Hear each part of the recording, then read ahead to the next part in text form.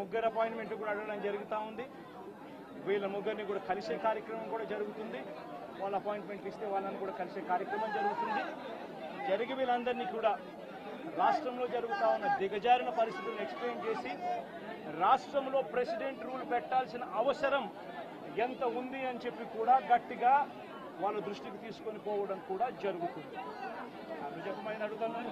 ప్రధానమైన డిమాండ్ ఈ ఇన్సిడెంట్లో అన్నా, ఇన్సిడెంట్లో ప్రధానమైన డిమాండ్ ఈ ఇన్సిడెంట్లో ప్రధానమైన డిమాండ్ ఒకటేనా, ఆ కుటుంబం ఏం పాపం చేసిందని చెప్పి ఆ కుటుంబంలో ఒక మనిషిని చంపారు.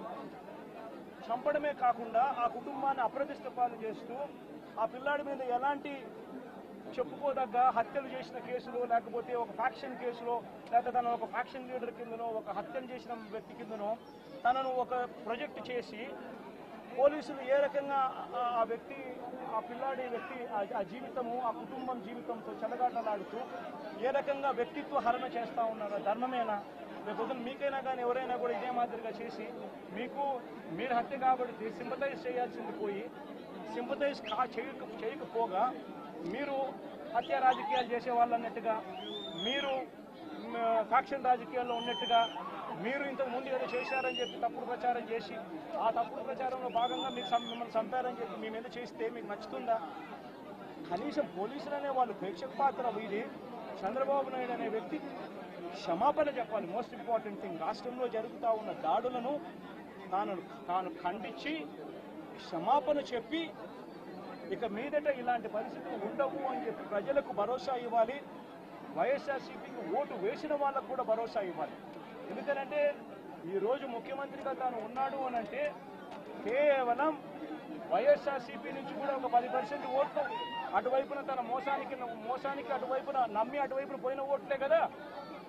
ధర్మంగా అది కదా ఈ మాదిరిగా చేయడం. మొట్టమొదటిసారిగా చంద్రబాబు నాయుడు క్షమాపణ చెప్పాలి.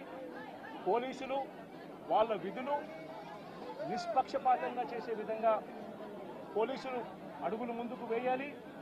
ఇవన్నీ జరిగే దానికోసమే ఒత్తిడి తీసుకొచ్చే కార్యక్రమంలో భాగంగా ఇవన్నీ చేస్తారు.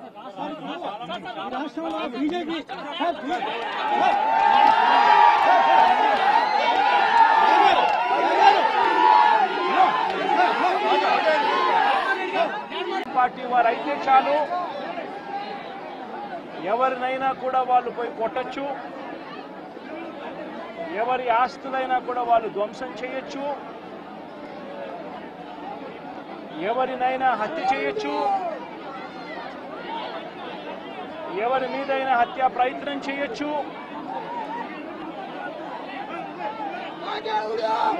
వాళ్ళు ఏమి చేసినా కూడా పోలీసులు ప్రేక్షక పాత్ర మాత్రమే పోషిస్తారు. పోలీసులు ఇంకా అటువైపు నుంచి ఎవరైనా కేసు పెడితే దొంగ కేసులు వాళ్ళే తప్పు చేశారనంటూ పోలీసులు కూడా బనాయిస్తారు అనే ఒక నీచ సంస్కృతి ఈరోజు రాష్ట్రంలో రాజ్యం వెళ్తా ఉంది.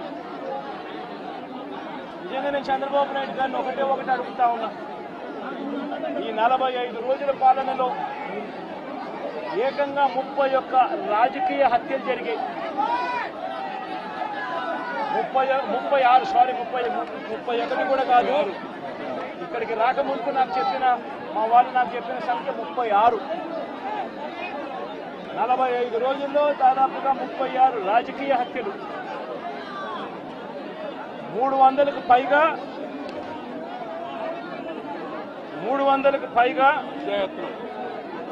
హత్యాయత్నాలు,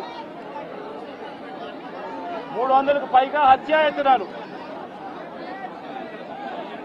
తెలుగుదేశం పార్టీ వాళ్ళ వేధింపులు భరించలేక 35 మంది ఆత్మహత్యలు చేసుకున్న పరిస్థితులు రాష్ట్రంలో ఉన్నాయి. 560 చోట్ల ప్రైవేట్ ఆస్తులను ధ్వంసం చేశారు. ఇంట్లో చొరబడుతున్నారు, ఆస్తులను ధ్వంసం చేస్తా ఉన్నారు, షాపులను కాల్చేస్తా ఉన్నారు. వైఎస్ఆర్సీపీ సానుభూతి పరుల చీనీ చెట్లను నరికేస్తా ఉన్నారు. ఇటువంటి ప్రైవేట్ ఆస్తులు 560 చోట్ల ప్రైవేట్ ఆస్తులను ధ్వంసం చేశారు.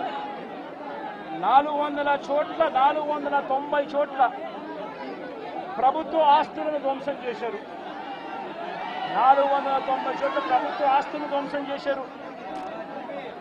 ఇవి కాక 1000కి పైగా దౌర్జన్యాలు, దాడులు. 1000కి పైగా దౌర్జన్యాలు, దాడులు. ఈ 45 రోజుల్లో తెలుగుదేశం పార్టీ అధికారంలోకి వచ్చిన తర్వాత ఈ రాష్ట్రంలో ఇది లా అండ్ ఆర్డర్ పరిస్థితి. నేను అడుగుతా ఉన్నాను, ఒకసారి ఆలోచన చేయమని అడుగుతా ఉన్నాను. ఎంతటి దారుణంగా లా అండ్ ఆర్డర్ పరిస్థితి ఉంది అన్నదానికి నిదర్శనము ఈ రషీద్ కేసే ఒకటి తీసుకోండి కావాలంటే. రషీద్ కేసే ఒకటి కావాలంటే తీసుకోండి. ఇదే వినుకొండకు ఇంతకు ముందు ఎస్పీగా రవిశంకర్ రెడ్డి అని చెప్పి ఇంతకు ముందు ఎస్పీగా ఉన్నారు. మంచి ఆఫీసరు, అప్రైట్ ఆఫీసరు. ఎన్నికల వేళ వీళ్ళకున్న పలుకుబడితో ఆ ఆఫీసర్ను తప్పించేశారు. తర్వాత వీళ్ళకు కావలసిన అధికారిని బిందు మాధవ్ అనే అధికారిని ఎస్పీగా తెచ్చుకున్నారు. ఈ బిందు మాధవ్ అనే అధికారి ఎస్పీ ఎంత అన్యాయస్తుడనంటే ఈ అన్యాయమైన ఎస్పీని సస్పెండ్ చేస్తూ ఎన్నికల కమిషనే స్వయంగా నిర్ణయం తీసుకుని ఈ బిందు మాధవ్ అనే అధికారిని సస్పెండ్ చేశారు. దాని తర్వాత ఎన్నికల కమిషనే మల్లికా గర్గ్ అనే ఒక మంచి ఆఫీసర్ను పెట్టింది. ఆ ఆఫీసరు చంద్రబాబు నాయుడు గారు అధికారంలోకి వచ్చిన వెంటనే ఆ ఆఫీసర్ను కూడా పంపించేశాడు. ఆ ఆఫీసర్ చంద్రబాబు నాయుడు గారి మనుషులకు తెలుగుదేశం పార్టీకి సహాయ సహకారాలు అందించను అని చెప్పి ఆ ఆఫీసరు వెళ్ళిపోయిన రోజు కొత్త ఎస్పీ శ్రీనివాసన్ అనే ఆయనను, వీళ్ళకు సంబంధించిన ఆయన శ్రీనివాసన్ ఆయన తెచ్చుకున్నారు. ఈ కొత్త ఎస్పీ వచ్చిన 2 రోజులకే, ఈ కొత్త ఎస్పీ వచ్చిన 2-3 రోజులకే హత్య జరిగింది. ఆ హత్య కూడా ఏమిటి? అత్యంత దారుణంగా నడి రోడ్డు మీద ప్రజలందరూ చూస్తూ ఉండగా అమాయకుడైన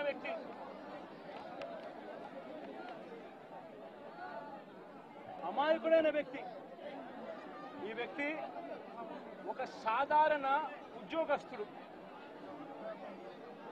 వైన్ షాప్లో తాను పనిచేసుకుంటూ,